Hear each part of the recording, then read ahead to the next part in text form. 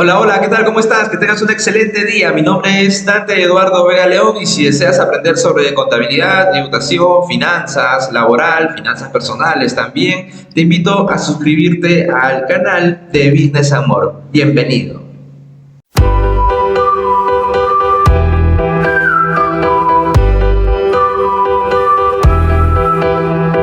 Hola, hola, ¿qué tal? ¿Cómo están? Buenas noches. Bienvenidos a Business and More. Bienvenidos a nuestro curso especializado, Motivación 10, Analista Contable Tributario, Paquete SUNAT. Sean ustedes bienvenidos, bienvenidos en este día de viernes.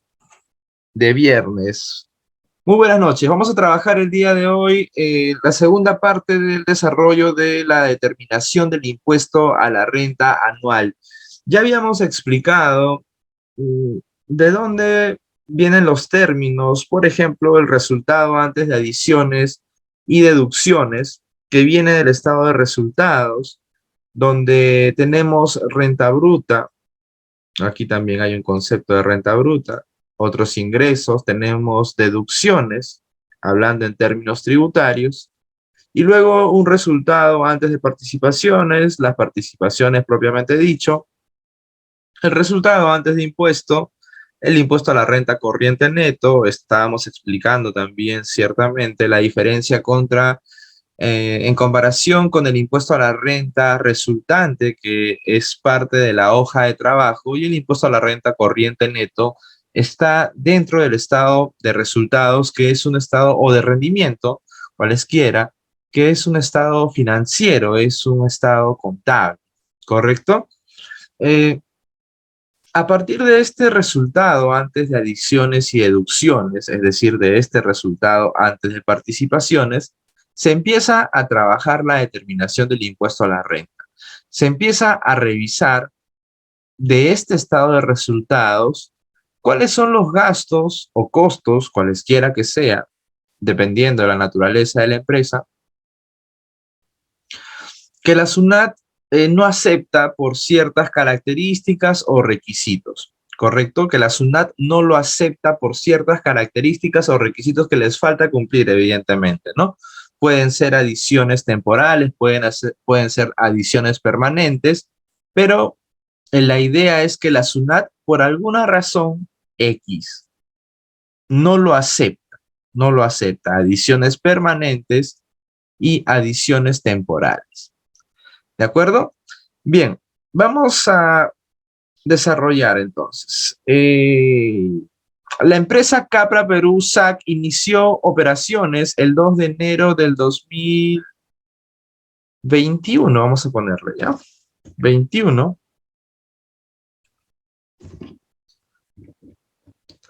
Se dedica a la compra y venta de artículos de construcción para efectos de la declaración jurada anual del impuesto a la renta de tercera categoría del ejercicio gravable 2021. Presenta la siguiente información. La empresa pertenece al régimen general. Me parece que habíamos quedado en que sea régimen MIPE tributario. Listo. Por el giro de su negocio y por la cantidad de trabajadores, la empresa está obligada a repartir participaciones de las utilidades a los trabajadores por un total de 8% por actividades de comercio y restaurante. Obtuvo pérdidas en el ejercicio 2020, entonces aquí inició operaciones el 2 de enero del 2020, o vamos a ponerlo así, ¿no? El 1 de enero, ya está, del 2020.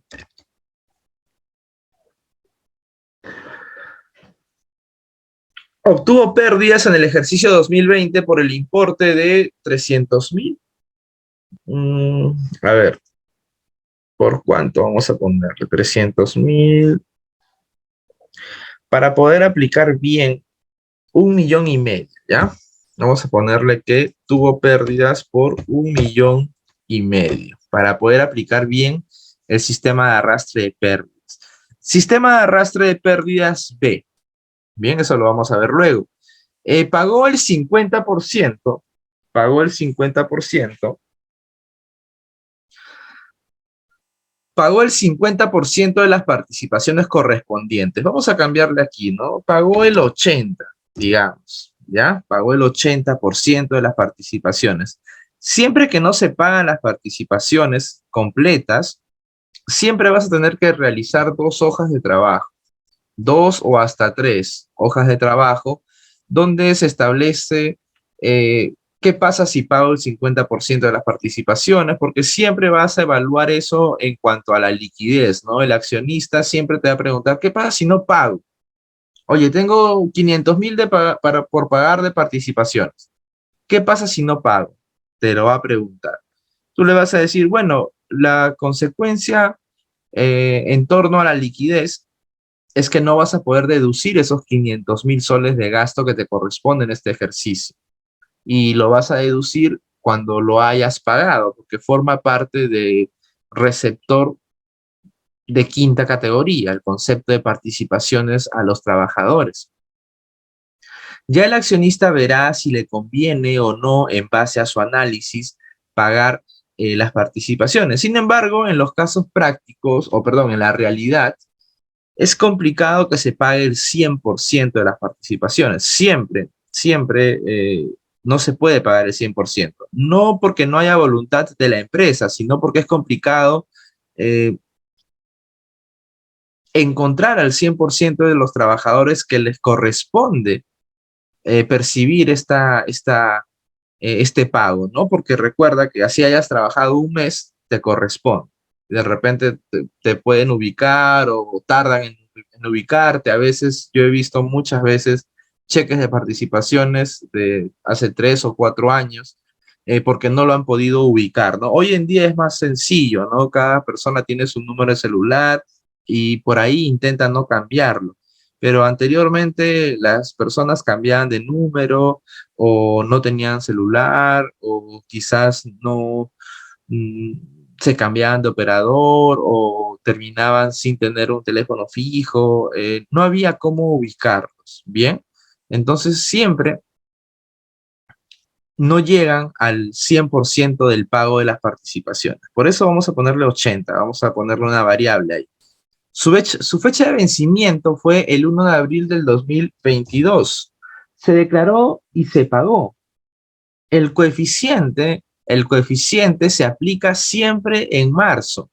Esta DJ anual genera un coeficiente. El coeficiente se genera del impuesto a la renta resultante entre el total de ingresos netos del ejercicio. Mm, Sin embargo, eso aplica para el régimen general. El coeficiente que se está generando se aplica siempre a partir de marzo.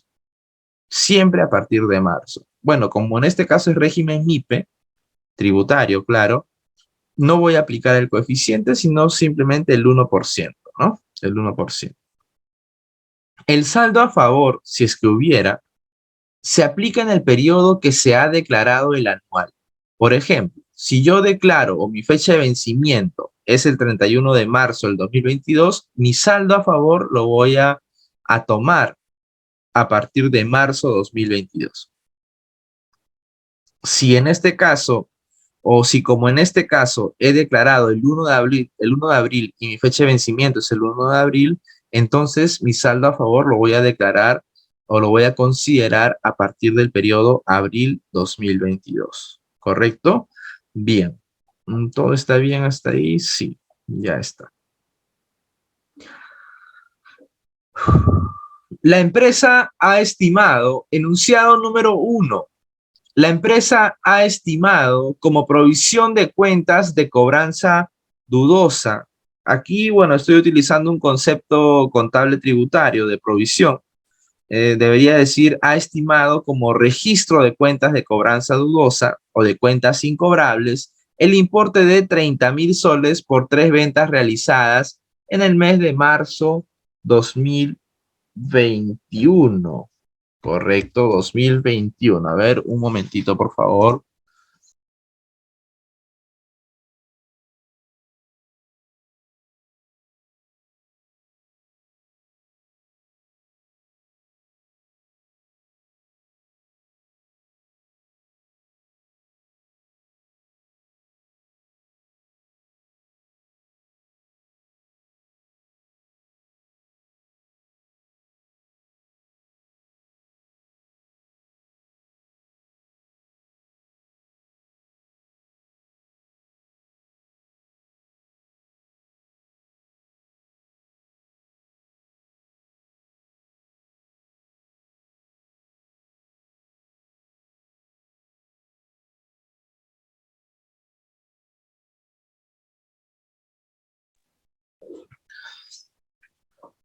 La empresa ha estimado como provisión de cuentas de cobranza dudosa el importe de 30.000 soles por 3 ventas realizadas en el mes de marzo 2021. El artículo a considerar aquí es el artículo 37, inciso I de la ley, e inciso F del artículo 21 del reglamento del impuesto a la renta. ¿De acuerdo? Entonces vamos a revisar el artículo 37 de la ley del impuesto a la renta, del tubo, ¿no? El texto único ordenado. OAS, siempre trata de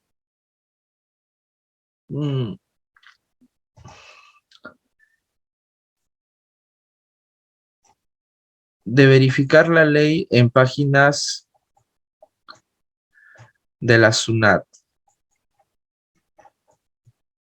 Vamos a buscar por aquí. Creo que aquí no está.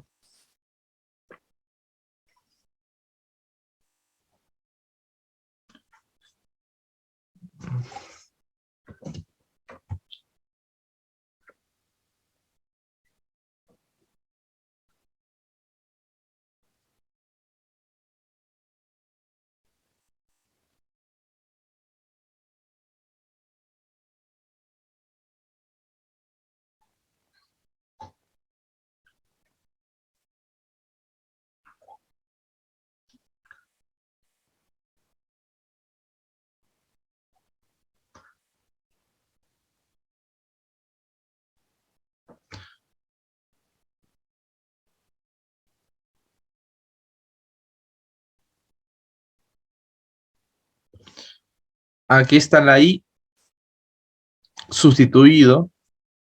Aquí está. Los castigos por deudas incobrables y las provisiones equitativas por el mismo concepto, es decir, las provisiones o castigos, cualesquiera que sea, contablemente tiene un significado. Lo importante es que esté en tu estado de resultados. Si lo has considerado en el gasto como provisión de cobranza dudosa o estimación de cuentas incobrables, cualesquiera que sea, califica en este concepto. Recuerda, el artículo 37 dice, de la renta bruta se van a deducir costos y gastos que sean pertinentes para la generación de la renta de tercera categoría, por lo tanto, son deducibles. Son deducibles los castigos por deudas incobrables y las provisiones equitativas por el mismo concepto. Es decir, te dice que las provisiones sí son deducibles, pero después te dan las características y los requisitos para que sean deducibles, siempre que se determinen las cuentas a las que corresponden. Siempre que se determinen las cuentas a las que corresponden. Entonces nosotros aquí verificamos el primer requisito. Provisión de cuentas incobrables. A la hora que yo hago esta estimación, yo no lo puedo hacer contablemente por un global.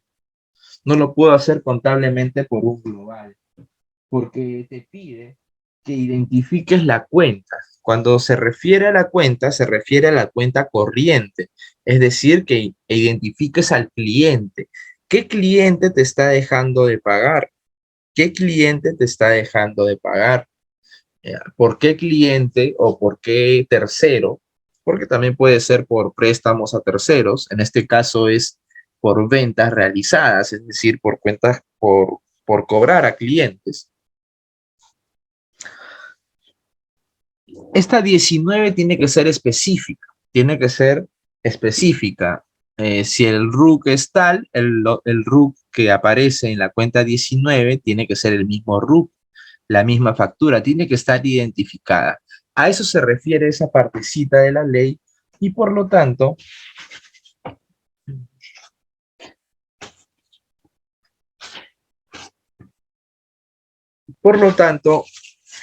es el primer requisito que establece la ley en cuanto tú desees deducir, por el concepto de cuentas incobrables, un gasto, ¿no? Una provisión o un castigo. En este caso es una provisión.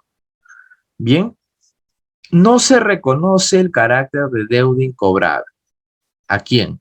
las deudas contraídas entre sí por partes vinculadas, ¿no? Si tú tienes inversión o accionariado en otra empresa y hay ventas entre ellos, no puedes deducir por el concepto de provisión de cobranza dudosa, porque son vinculadas, ¿no? Las deudas afianzadas por el sistema financiero, las deudas que hayan sido objeto de renovación o prórroga express, ¿no? Si tú vuelves a tener relaciones comerciales con un cliente que te debe 100.000 soles, esos 100.000 soles no lo vas a poder deducir tributariamente, porque al tú seguir teniendo relaciones comerciales, estás renovándole la confianza y sigues trabajando con ese cliente a pesar que no te ha pagado. Tú has acordado que ya no te pague y que sigan adelante con sus relaciones comerciales.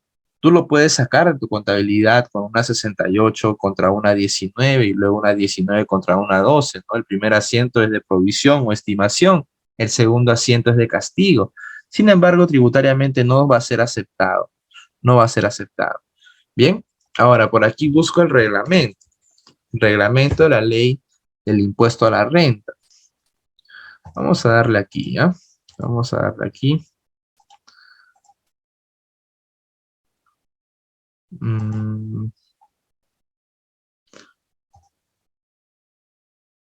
ya está. ¿Qué nos dice aquí? Inciso F del artículo 21.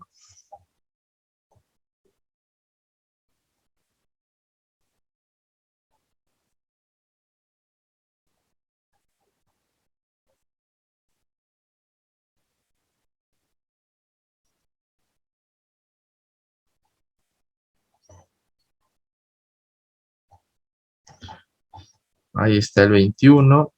Inciso F, ¿no? Inciso F. A ver.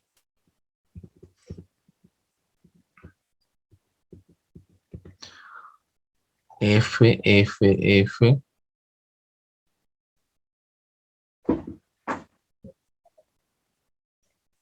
Ahí está. Para efectuar la provisión de deudas incobrables a que se refiere el inciso I del artículo 37 de la ley que acabamos de leer, se deberá tener en cuenta las siguientes reglas. Son reglas, ¿correcto? Son reglas. Si yo no cumplo una de esas reglas, no puedo deducir por el concepto de cobranza dudosa. Si por ahí cumplo 5 de 6, tampoco. Debes cumplir 6 de 6. Para eso son las reglas, las indicaciones, los requerimientos, las características. Para eso está la ley.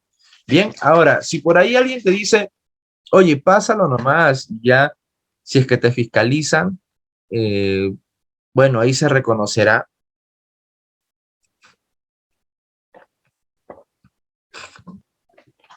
Uno, no es una buena recomendación. Y dos, está por fuera de la ley. Está por fuera de la ley. ¿Correcto? Uno, reglas. Uno, el carácter de deuda incobrable o no deberá verificarse en el momento en que se efectúa la provisión contable. Deberá verificarse en el momento en que se efectúa la provisión contable. Eso quiere decir que si es que yo verifico, no sé, hoy 21 de octubre del 2022, que hay cierta certeza de incobrabilidad de un importe a un cliente, entonces yo debo reconocerlo contablemente hoy, hoy. ¿Por qué? Porque habla del momento, momento. El carácter de deuda incobrable o no deberá verificarse. Yo lo voy a verificar, constatar, en el momento que se efectúa la provisión contable. Es en el momento, momento. Momento es único. Por ejemplo, este momento en que estoy diciendo la palabra momento ya pasó. Pero aquí no se puede interpretar de esa manera. Recordemos que el impuesto a la renta es anual. El impuesto a la renta es anual. Entonces, este momento debe entenderse eh, por lo menos en el periodo.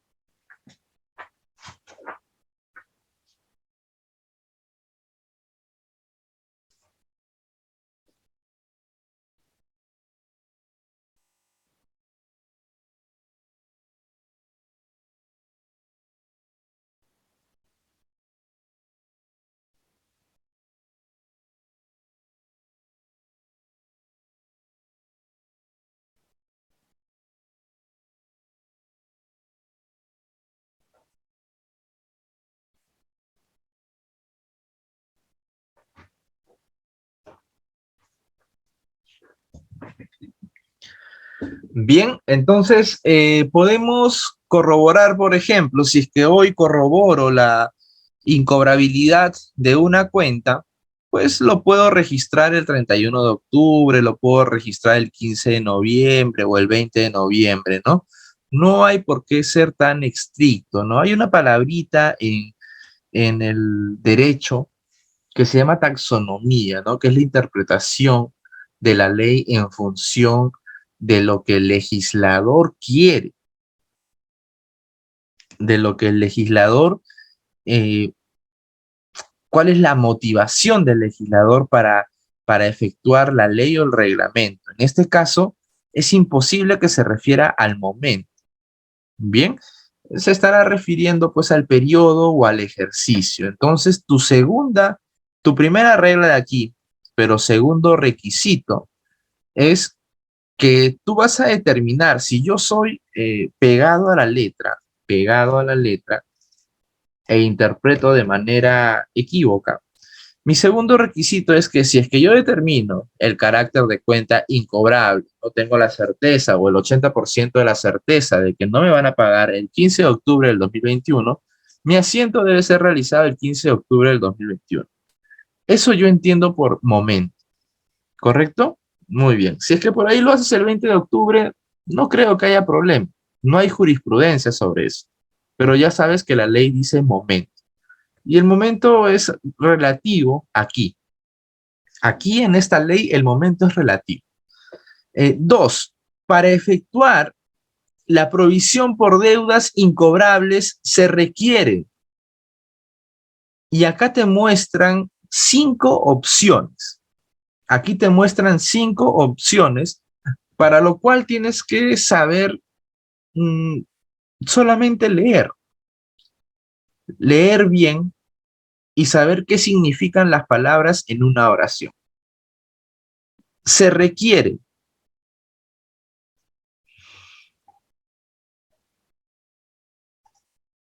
se requiere A, que la deuda se encuentre vencida y se demuestre la existencia de dificultades financieras del deudor que hagan previsible el riesgo de incobrabilidad mediante análisis periódicos de los créditos concedidos o por otros medios, coma, o, o, esta O significa que te está dando otra opción. Otra opción. ¿Cuál es la otra opción? O se demuestre la morosidad del deudor mediante la documentación que evidencie las gestiones de cobro luego del vencimiento de la deuda. O, o, o, hasta ahí. Se requiere. ¿Qué se requiere? ¿Qué se requiere? Que la deuda se encuentre vencida. Es decir, si es una factura que dice a 30, 60, 90 días, tiene que haberse cumplido esos días de vencimiento. Y se demuestre la existencia de dificultades financieras. Voy a demostrar esas dificultades financieras. ¿Cómo? Que haga previsible el riesgo de que mediante análisis periódicos. Análisis periódicos. Bien, suena un poco complicado para empresas pequeñas, medianas, de los créditos concedidos. Análisis periódicos de los créditos concedidos, de tus créditos, el crédito del contribuyente que le ha otorgado, o por otros medios. Puede ser Equifax, Sentinel, SMB, cualesquiera, SBS, perdón, SBS, cualesquiera que demuestre que tiene un riesgo de incobrabilidad, ¿correcto? Eso es un requisito, pero si es que tú no puedes, por ejemplo, demostrar esa incobrabilidad mediante esos reportes de créditos, aquí te da otra opción, mira, dice o voy a ver la otra opción. Se demuestre la morosidad del deudor mediante la documentación que evidencie las gestiones de cobro luego del vencimiento de la deuda. Ya ha tenido que vencer nuevamente la factura, nuevamente tiene que vencer, es otro supuesto, pero ya no necesito estos análisis de Sentinel o de terceros, sino me dice que demuestre la morosidad del deudor mediante evidencias de gestiones de cobro. Es decir, los correos, las llamadas, grabaciones, si es posible. ¿Qué tanto así grabaciones, Dante? Sí, grabaciones. Recuerda que la SUNAT va a verificar la demostración de tus números. A ellos no les importa lo que tú digas, les importa lo que tú demuestres. Eh, Mediante correos, WhatsApp, no sé, pues cartas, fax, bueno, está discontinuado, ¿no? Llamadas, mensajes y todas las gestiones de cobro que puedan existir, visitas a su domicilio fiscal, bueno, pero después que haya vencido la deuda, eso también, de esa manera también puedes cumplir el requisito. ¿Sabes qué? No le he cobrado mucho.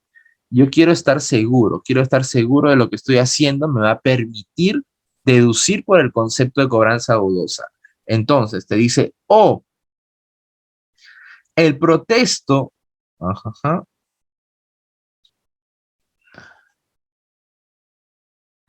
el protesto de documentos o el inicio de procedimientos judiciales de cobranza.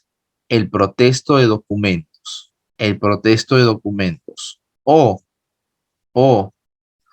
el inicio de procedimientos judiciales de cobranza o 4O.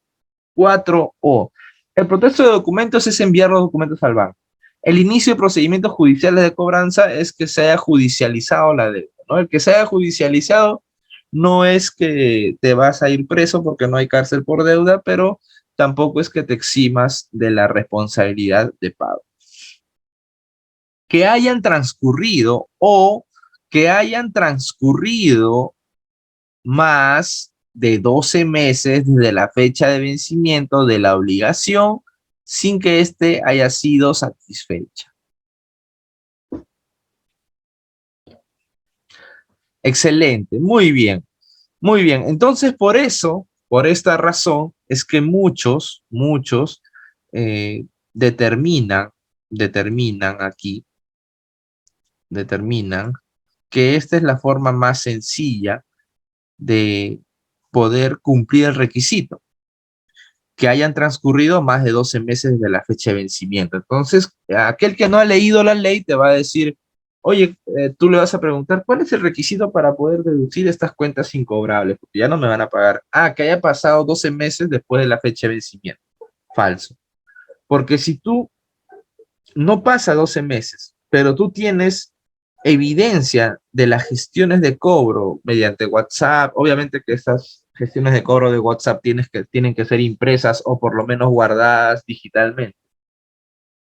Y tengo muchas cobranzas y ya venció la deuda, yo puedo deducir por el concepto de cuentas incobrables sin necesidad que haya pasado 12 meses desde la fecha de vencimiento. ¿Correcto? Cualesquiera de estos cinco, y te dice y se requiere A y B, se requiere A y B. Dentro de A tengo 5 opciones. En B, ¿qué tengo? Que la provisión al cierre de cada ejercicio figure en el libro de inventarios y balances en forma discriminada. Discriminada quiere decir en forma detallada, ¿correcto? Entonces, el tercer requisito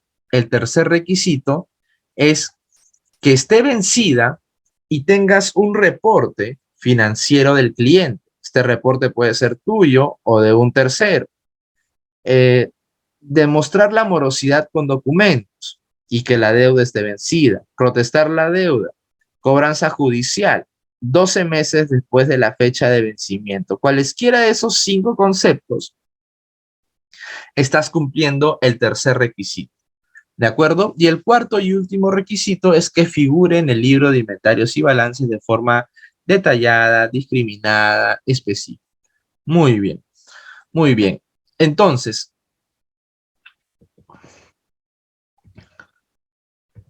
tú no tienes más datos aquí.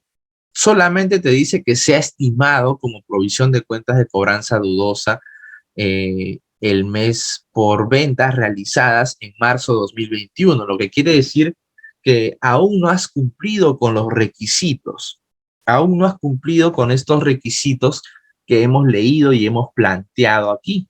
Por lo tanto, pregunto, estos 30.000 soles, ¿qué son? ¿Qué son? ¿Adiciones o deducciones? ¿Qué son? ¿Adiciones o deducciones? Cartas notariales.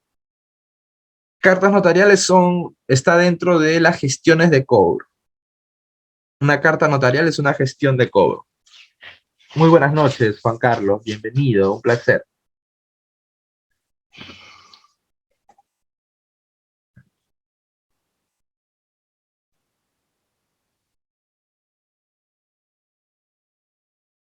Pregunto, por favor, estos 30.000 soles, ¿son adiciones, son deducciones? Si son deducciones, temporales o permanentes. Si son adiciones, temporales o permanentes. Vamos, vamos.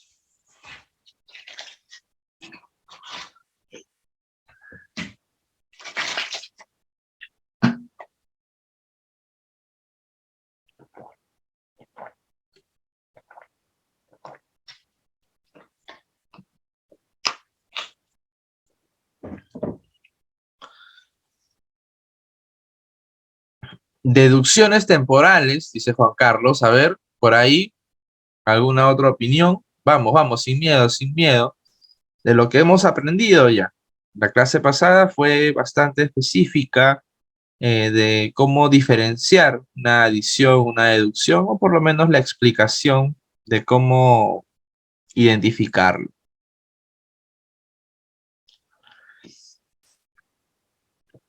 Bien, primero, vamos a analizar, ¿ya? La empresa ha estimado como provisión.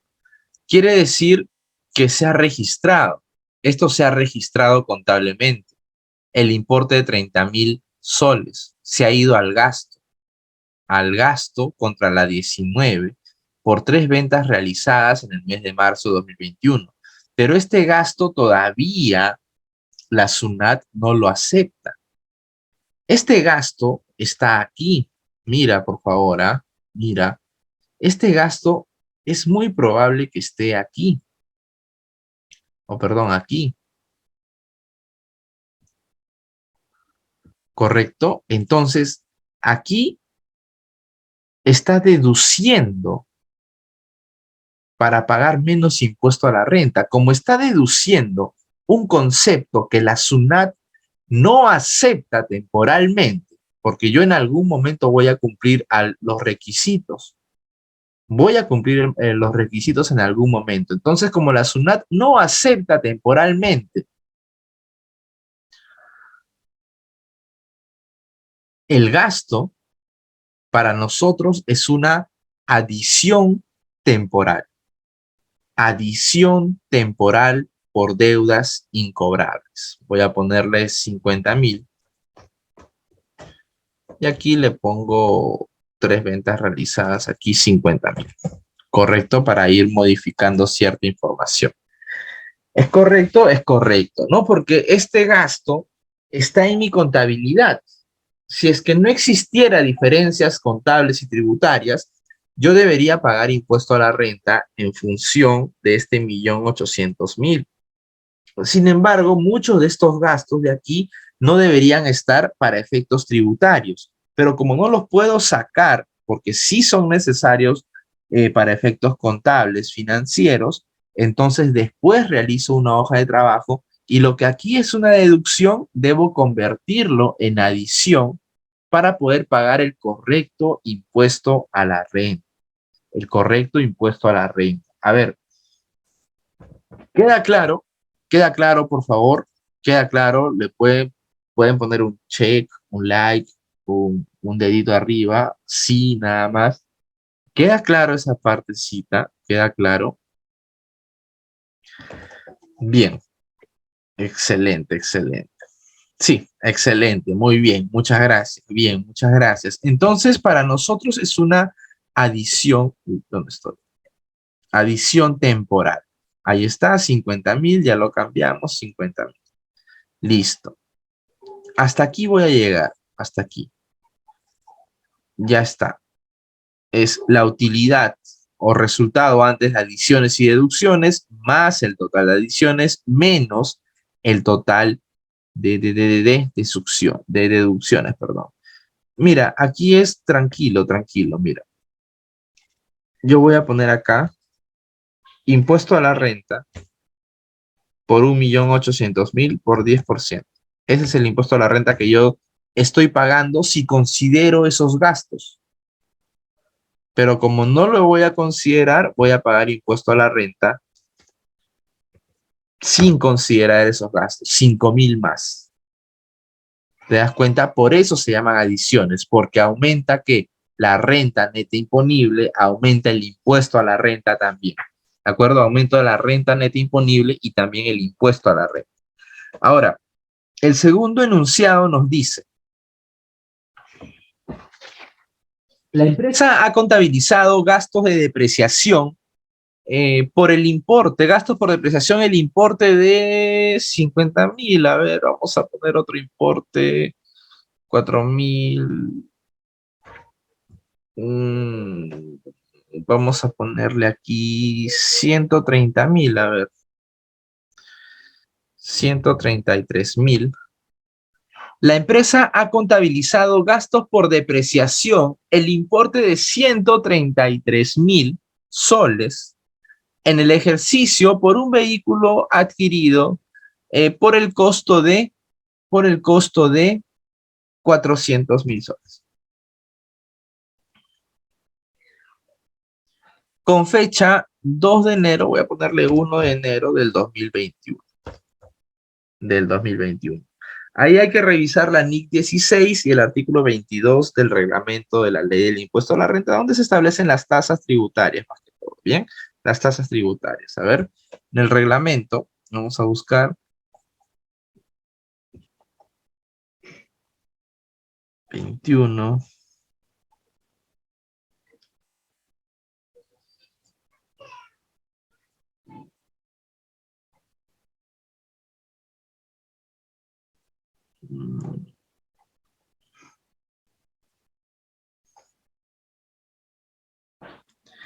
En el artículo 22, no sé si se aprecia ahí, está la depreciación, ¿no? La depreciación estándar, ¿correcto?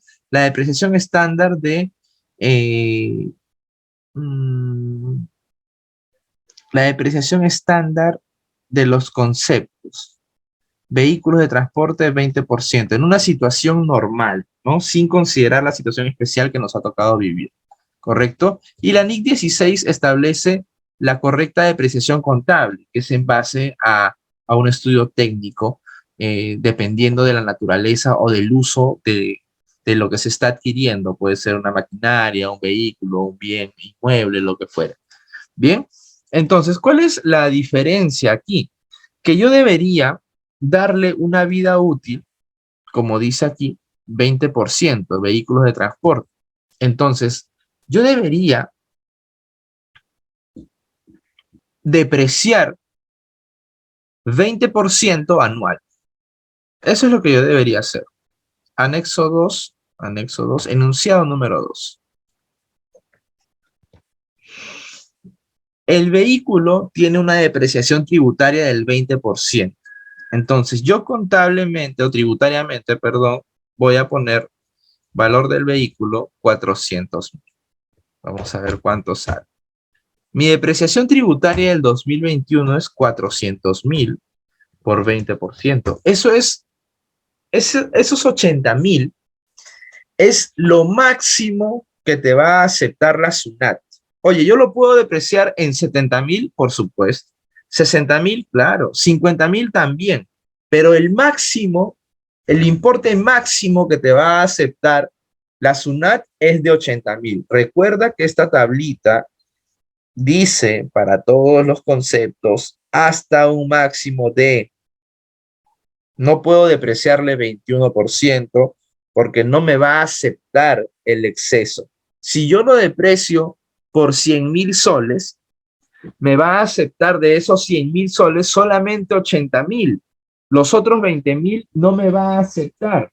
No me lo va a aceptar porque hay un plazo, perdón, una tasa máxima de depreciación que para los vehículos es del 20%, que establece una vida útil de 5 años.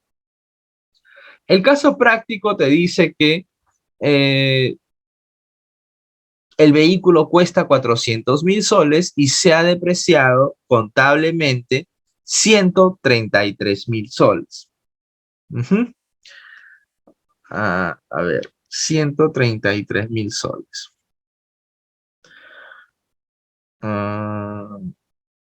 Bueno, para hacerlo más sencillo, podríamos, ya está bien. ¿Sí? Lo que significa que el profesional técnico estimó una depreciación del 33%. ¿Correcto? El 33% es como decir 33.333333, ¿no? Es un infinito.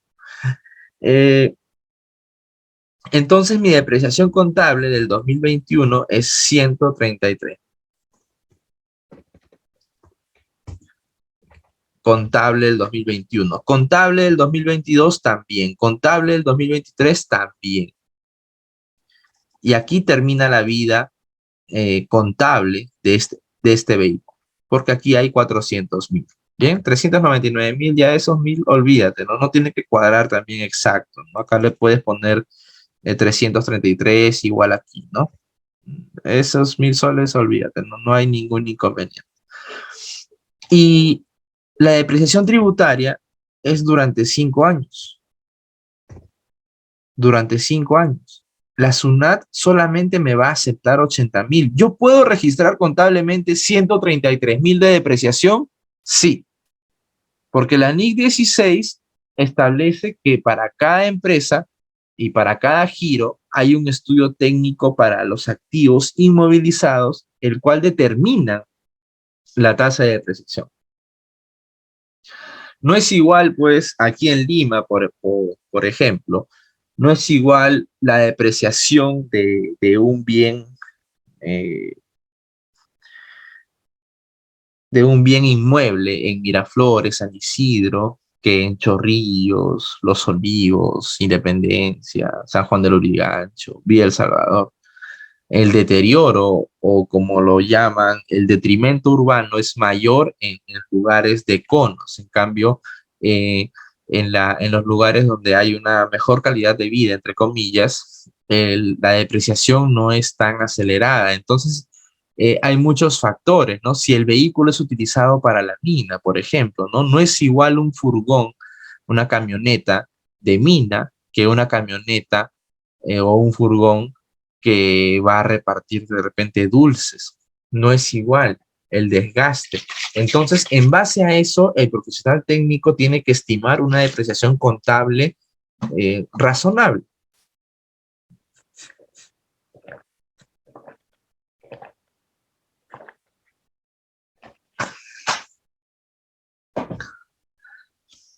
$133.000 soles, una vida útil de 3 años con una depreciación del 33%.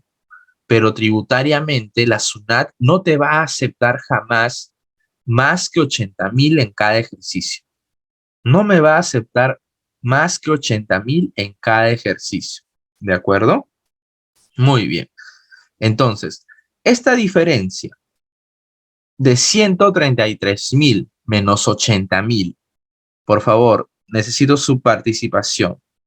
Esa diferencia, ¿qué es? ¿Una adición o una deducción?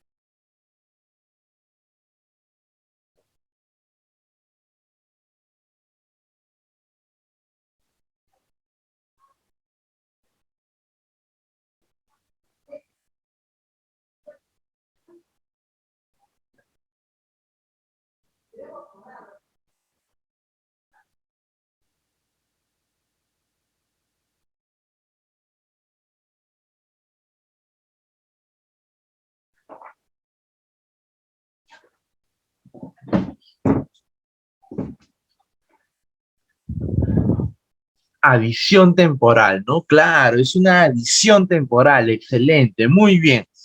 ¿Por qué? Porque contablemente está registrado, probablemente en otros gastos o en gastos de evaluación, 133.000. Sin embargo, la SUNAT me dice, oye, está bien que tú lo deprecies en 33% porque es de acuerdo al giro del negocio. Sin embargo, tributariamente yo no te puedo aceptar el 33%, te voy a aceptar solamente el 20% en el año 2021.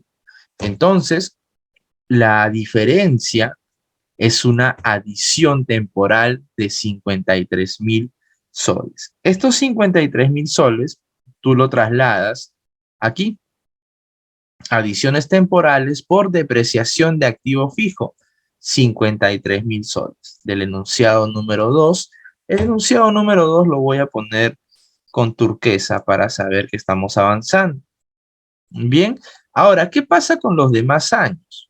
¿Qué pasa con los demás años? Sencillo, es lo mismo. En el 2022, ¿cuánto registras? 133.000. La SUNAT, ¿cuánto te acepta? 80.000. Entonces sigue siendo una adición temporal. ¿Por qué adición temporal? Porque tarde o temprano, en cualquier cantidad de años, la SUNAT va a tener que aceptarme el gasto de 400.000, porque es lo que han desembolsado para adquirirlo. Bien, en el 2023 registré contablemente 133.000 y la SUNAT solamente me va a aceptar 80.000. Entonces, lo pongo así. En el 2024, en el 2024, yo no he registrado nada contablemente porque ya perdí el valor total del vehículo hasta el 2023. Entonces, contablemente ya no me queda más. Seguramente haré una revaluación, un excedente de revaluación, aumentaré mi patrimonio, eso ya es otro tema. Sin embargo, contablemente ya no tengo un gasto registrado, pero la SUNAT me va a aceptar 80.000, me dice.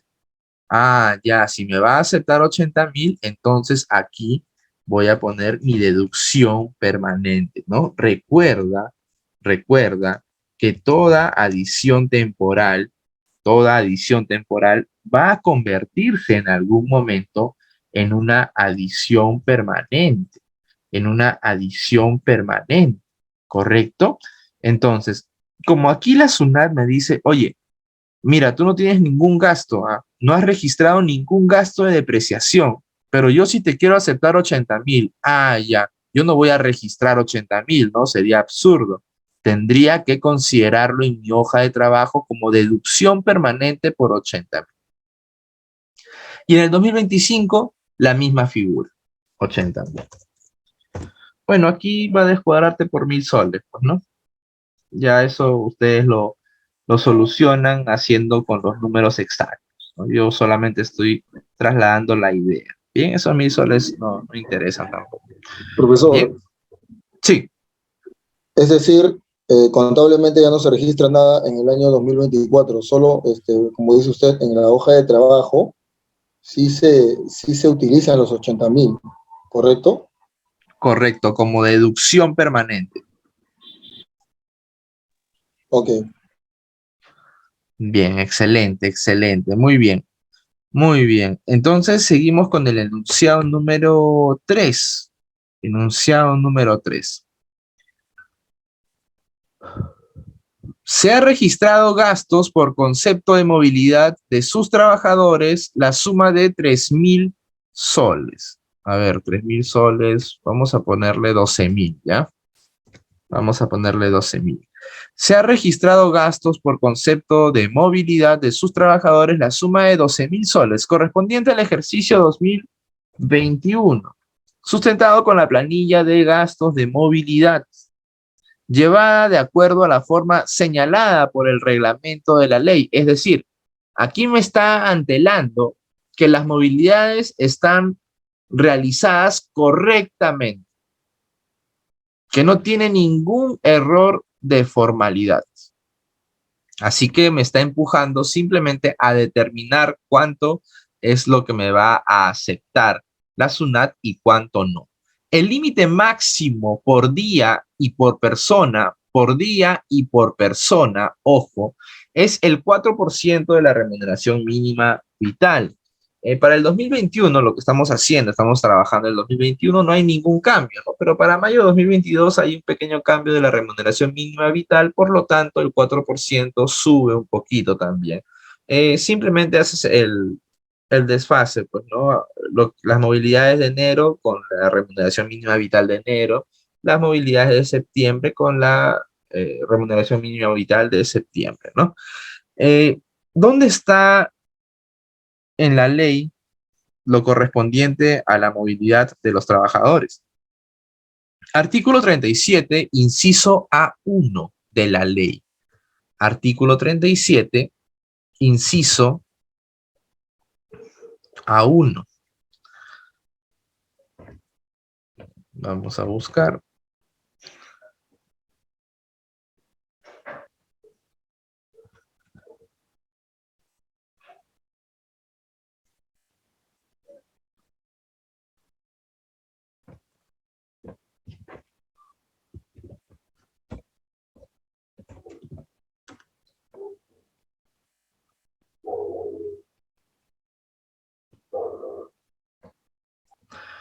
A1, ¿no?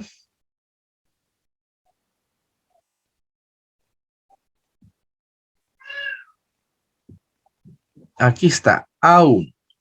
Aquí hacia abajo, ¿correcto? A1. Los gastos por concepto de movilidad de los trabajadores, ojo, de los trabajadores, aquí ya te está diciendo algo de manera tácita. De manera tácita, mira, los gastos por concepto de movilidad de los trabajadores. Entonces, para yo interpretar de manera correcta la ley del impuesto a la renta, yo tengo que tener en claro qué es un trabajador. ¿Qué es un trabajador para efectos legales, para efectos tributarios? ¿No? De repente, en el día del trabajo, en el día del trabajador, como fuera, todos celebran, ¿no? Porque ciertamente todos nos consideramos trabajadores, algunos más que otros menos que otros. Indistintamente de ello, para la SUNAT, para la ley del impuesto a la renta, trabajador es aquel que está en planilla y que percibe conceptos de renta de quinta categoría. Perceptor de renta de quinta categoría. Oye, el que emite recibos por honorarios, ¿es trabajador? No, es un prestador de servicio de cuarta categoría.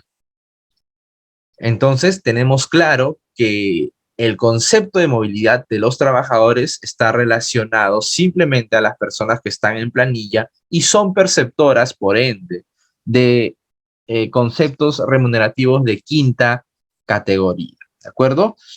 Y agrega, agrega más que sean necesarios para el cabal desempeño de sus funciones, ¿no? Que sea necesario para que te vayas a vender, que sea necesario para que te vayas de repente a asesorar a otra empresa, que sea necesario para que te movilices entre una u otra empresa para asesorar, para vender, para reunirte, para lo que fuera. Y que no constituya beneficio o ventaja patrimonial directa de los mismos. Es decir, yo no puedo pactar, oye, te voy a pagar 1.500 en planilla y los otros 500 en movilidades. ¿Ah? Ahí sería una ventaja patrimonial, ¿no? Es una ventaja patrimonial porque es un ingreso que no está pagando impuestos. Algunos dicen, oye, pero ¿cómo ventaja patrimonial si al contrario, eh, esos 500 soles no me van a pagar en salud o no me van a pagar beneficios sociales? Claro, eso es por la parte de la renta de quinta categoría. Aquí se habla por, eh, por los ingresos, perdón. En ese contexto de los beneficios sociales es legislación laboral. Aquí estamos hablando de renta.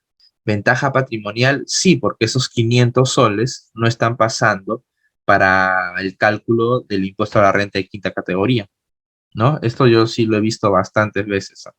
Bastantes veces que acuerdan con el trabajador, por ejemplo, 2.000 en planilla y los otros 2.000 por recibos por honorarios.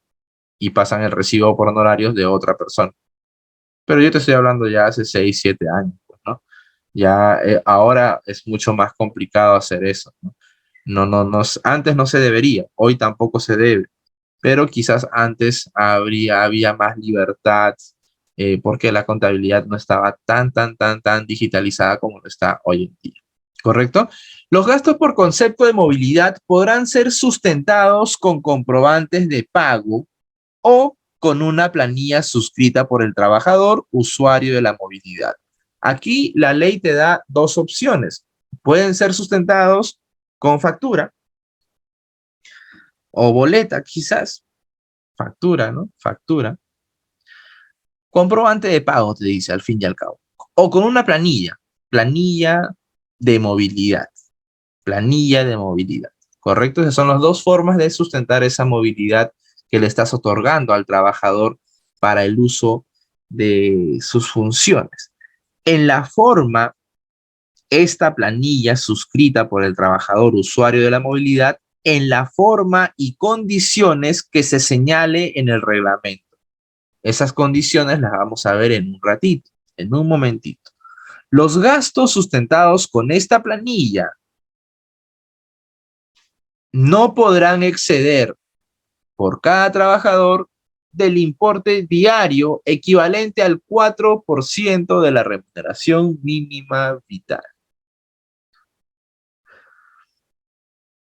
mensual de los trabajadores sujetos a la actividad privada. Excelente.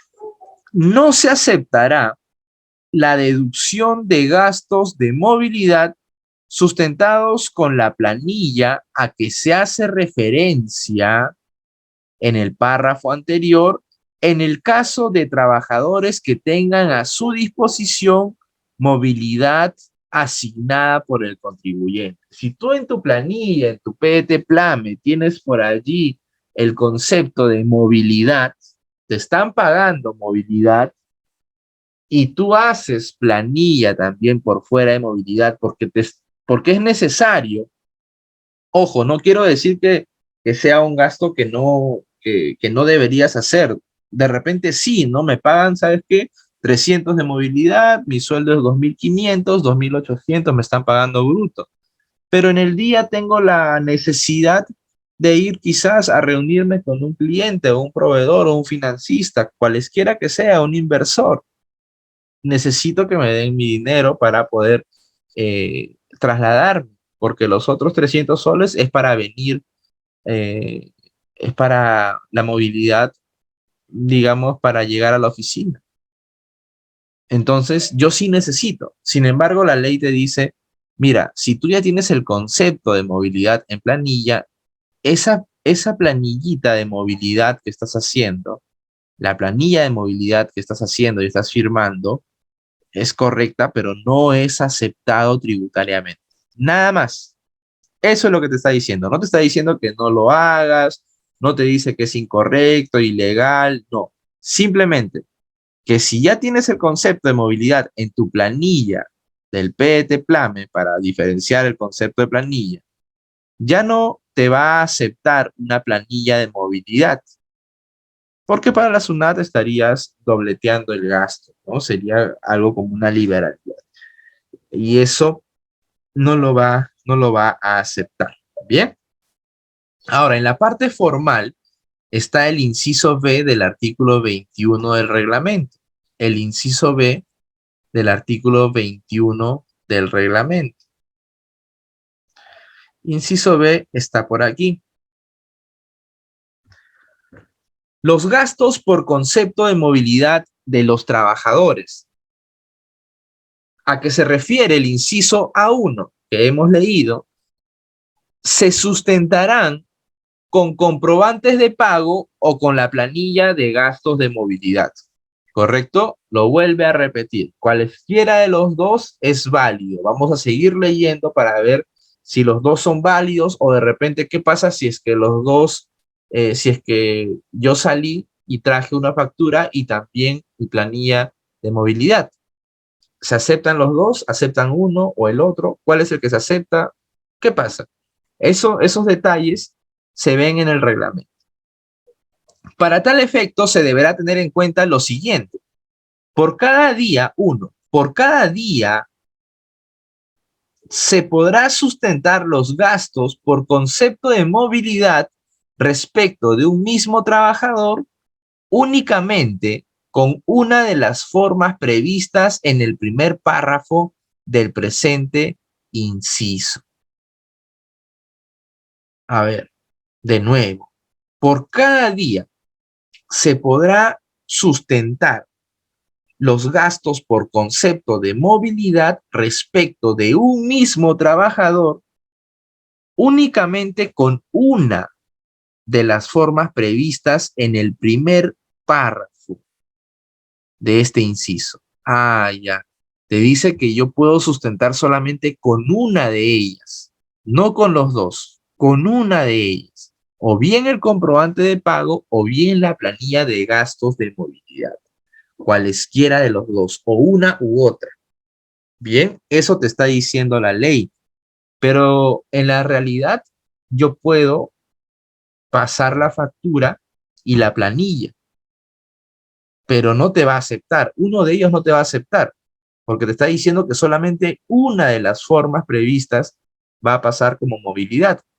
Seguramente ya lo voy a decir aquí. En el caso que dichos gastos no se sustenten únicamente bajo una de las formas previstas en el primer párrafo del presente inciso, es decir, que yo lo sustente con los dos, ¿no? Al decir que no se sustenten únicamente bajo una de las formas previstas, es que estoy presentando los dos. Solo procederá la deducción de aquellos gastos que se encuentren acreditados con comprobantes de pago. Listo, ya nos sacó de dudas. Ya nos dijo lo que estábamos esperando, ¿no? Si es que tu trabajador sale y trae un comprobante de pago y también firma su planilla de gastos de movilidad porque ha gastado, evidentemente, está bien, contablemente está bien, el control interno está muy bien. Sin embargo, tributariamente no te van a aceptar la planilla de gastos porque ya hay un comprobante de pago que sustenta cierto traslado y por ende la planilla de gastos queda inhabilitada. No sirve tributariamente en ese caso, ¿correcto? Bien, dos, no te olvides, tener en cuenta lo siguiente. Dos, los gastos sustentados, a ver, a ver, a ver, a ver, a ver, a ver, a ver, a ver, a ver, a ver.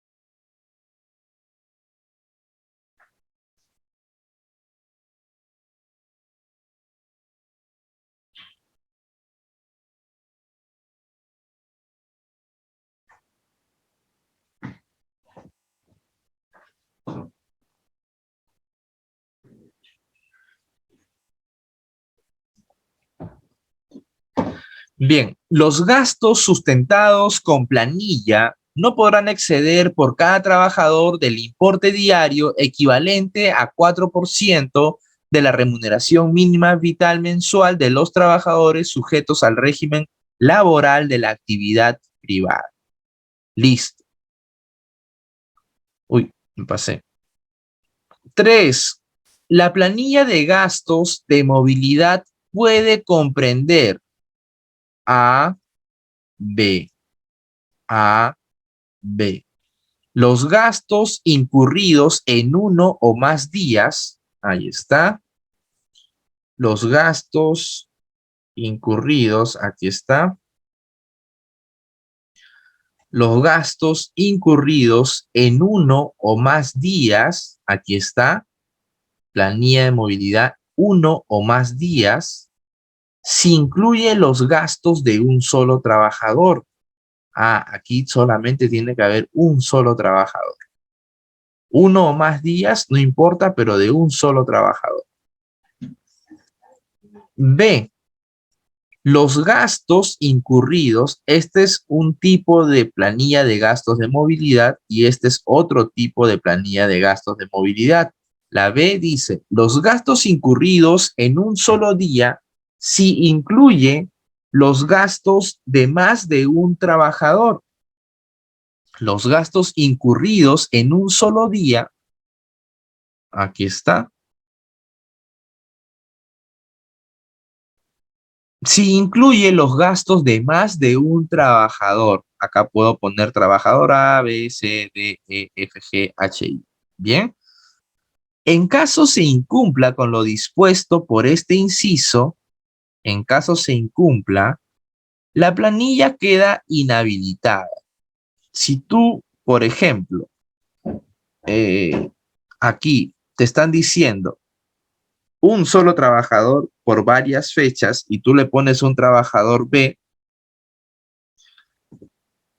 ya esta planilla todo queda inhabilitada, no es aceptada tributariamente. Aquí te dice, puedes poner del mismo día, pero varios trabajadores. Y si por ahí se te ocurre poner 3 y 4 de abril, queda inhabilitada toda la planilla. ¿De acuerdo? Eso es lo que te estoy diciendo. La planilla queda inhabilitada para sustentar tales gastos. La planilla queda inhabilitada para sustentar tales gastos. ¿Qué más te dice? Podrán coexistir planillas referidas a uno o a varios trabajadores. Podrán coexistir planillas referidas a uno o a varios trabajadores siempre que éstas se lleven conforme a lo señalado en los incisos A y B del presente numeral. Es decir, yo puedo eh, llevar, por ejemplo, aquí esta movilidad, perfecto, trabajador A, y aquí tengo trabajador A, B, C, D, y E, o bueno, para evitar controversias, le pongo aquí trabajador B, o F, o G. Ahí está. Las dos pueden coexistir y las dos son aceptadas tributariamente. ¿Correcto? Eso es lo que te está diciendo. Ahora, 4. La planilla de gastos de movilidad deberá constar en documento escrito. Bueno, hoy en día puede ser digital, ¿no? Por la nueva normalidad. Ser suscrita por el trabajador usuario de la movilidad, firmada, una firma digital. Y contener necesariamente, esta palabra es importante, contener necesariamente la siguiente información. Debe contener necesariamente la siguiente información. Oye, ¿qué pasa si me olvido de alguno de ellos? Simplemente tu planilla de gastos de movilidad queda inhabilitada y ya no sería deducible para efectos de impuesto a la renta. Oye, pero solamente me faltó un numerito, no importa. Dice contener necesariamente la siguiente información. Está explícito, literal. A, numeración de la planilla. Oye, Dante, pero yo tuve un caso en que me fiscalizaron y mis planillas de gasto de movilidad me pasó.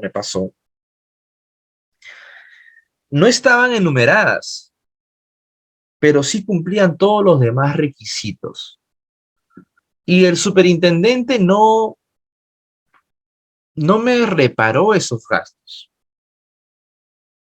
No me reparó esos gastos. Entonces, ¿quiere decir que no era necesario la numeración de la planilla? No, no quiere decir eso. Quiere decir que el superintendente no tuvo la intención de repararte esos gastos. Que puede ser que ya te había reparado muchas cosas y que quizás dejó pasar esa numeración de la planilla. Puede ser que el superintendente no haya estado bien preparado también, no haya estado bien preparado y se le haya pasado. O puede ser que haya visto tantos reparos que ya lo dejó de lado la planilla de gastos de movilidad. Entonces me quieres decir que depende un poco de los ánimos o de quién me esté fiscalizando. Por supuesto que sí, por supuesto que sí. Yo puedo, por ejemplo, en el año 2022 tener mis planillas de gastos de movilidad, todo conforme a ley, todo está bien, pero me olvidé de la numeración. Pregunta, ¿la SUNAT me puede reparar el gasto? Reparar el gasto significa que la SUNAT viene, ve tu gasto y te dice, repárame el pago del impuesto a la renta por ese gasto que no debiste tomar. Repárame ese gasto. Repárame el impuesto a la renta. Repáralo. Por eso se habla del reparo tributario. Reparo tributario. ¿Reparo de qué? Del pago del impuesto a la renta. Bien. Eh, ¿Qué pregunté? Me olvidé.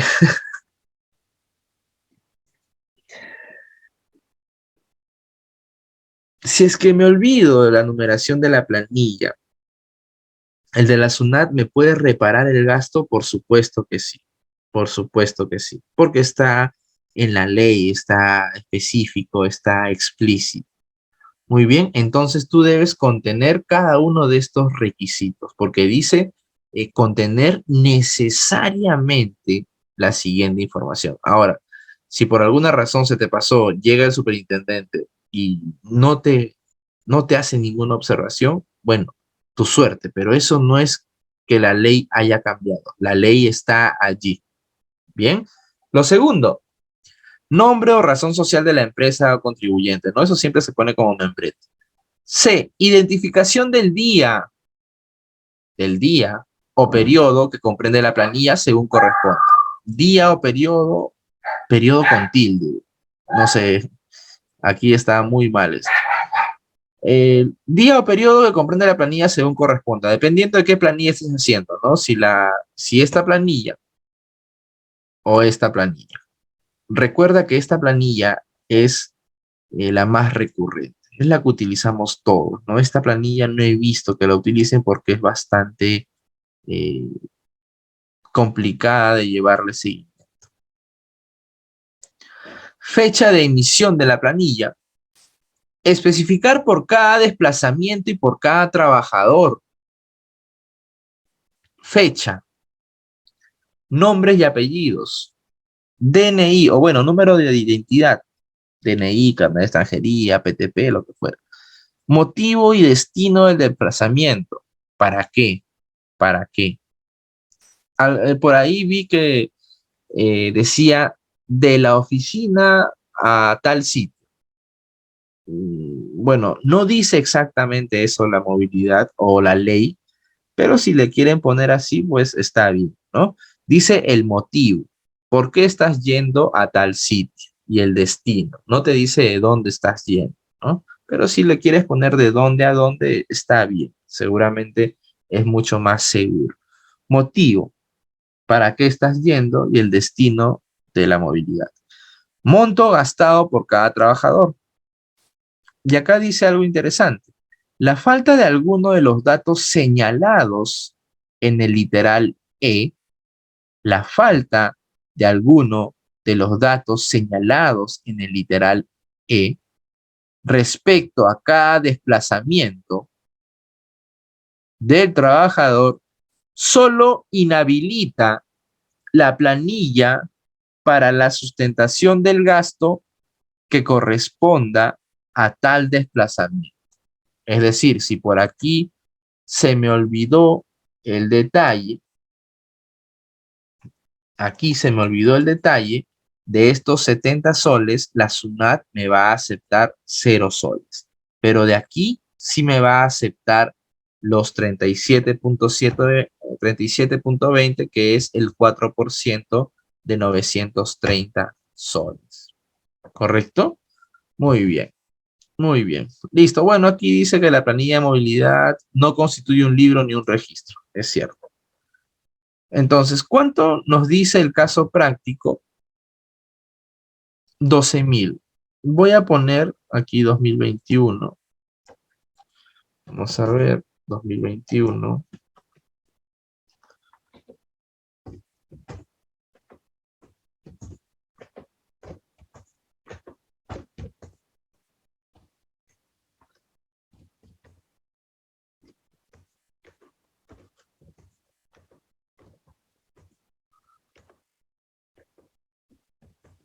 Listo.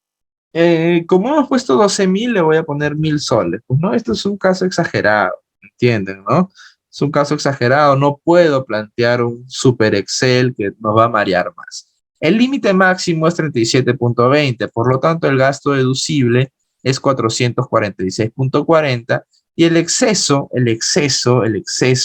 recuerda siempre, cualquier exceso de un límite establecido en la ley del impuesto a la renta es y será siempre una adición permanente, porque ese exceso la SUNAT no lo va a aceptar jamás. No lo va a aceptar jamás, ¿correcto? No lo va a aceptar jamás. Entonces, el exceso o gasto no deducible es de 11.553,60, redondeando sería 11.554.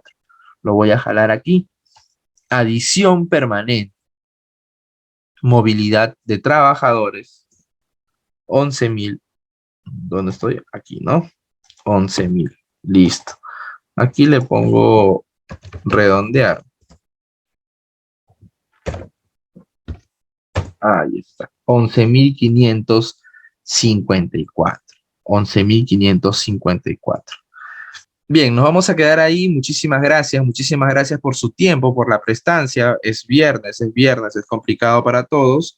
Pero vale la pena el esfuerzo. Que tengan una excelente noche, un buen fin de semana, un buen fin de semana, y los espero el día lunes 24, Dios mediante. Hasta pronto.